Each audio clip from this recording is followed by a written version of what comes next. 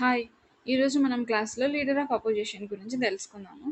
Leader of opposition గురించి ఈ మధ్య న్యూస్‌లో వింటా ఉన్నాం కదా! ఎగ్జామ్ పర్స్పెక్టివ్‌లో ఏ ఇన్ఫర్మేషన్ రిలవెంటో చూద్దాం. లీడర్ ఆఫ్ అపోజిషన్ స్టేటస్ ఎవరికి ఇవ్వడం జరుగుతుందంటే principal opposition party in the house.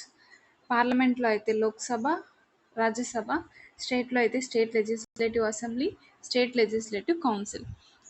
Principal opposition party అని ఏ పార్టీని అంటామంటే ఏ పార్టీకి అయితే not less than of 10% of seats వస్తాయో హౌస్లో ఆ పార్టీని ప్రిన్సిపల్ అపోజిషన్ పార్టీ అంటాం.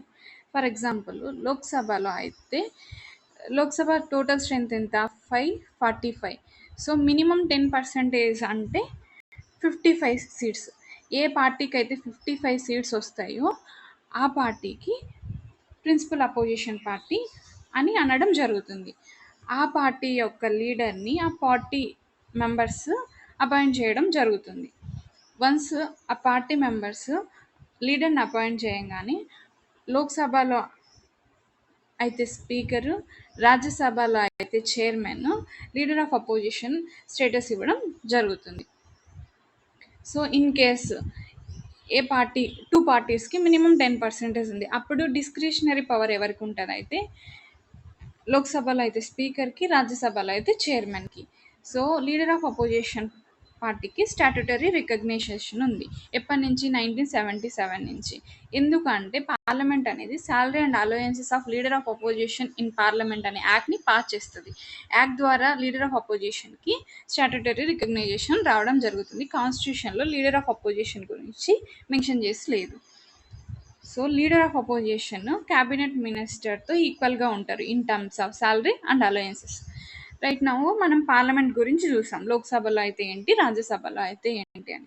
ఇంకా స్టేట్ లెజిస్లేటివ్లో అయితే లీడర్ ఆఫ్ అపోజిషన్ని ఎవరు రికగ్నైజ్ చేస్తారనేది ఇప్పుడు మనం చూద్దాం. అకార్డింగ్ టు ఆర్టికల్ 208 బేస్ చేసుకొని స్టేట్ లెజిస్లేటివ్ అసెంబ్లీ, ఆ స్టేట్ లెజిస్లేటివ్ కౌన్సిల్ అనేది ఆ హౌస్ బిజినెస్కి సంబంధించి ప్రొసీజర్కి సంబంధించి రూల్స్ అండ్ రెగ్యులేషన్స్ని చేసుకుంటుంది.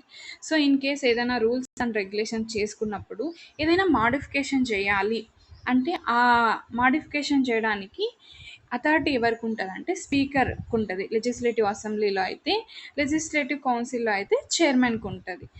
సో రీసెంట్గా CM Jaganmohan Reddy leader of opposition ఇవ్వమని స్పీకర్కి లెటర్ రాయడం జరుగుతుంది. ఏ ఆర్టికల్ని బేస్ చేసుకొని అంటే ఆర్టికల్ 208ని బేస్ చేసుకొని.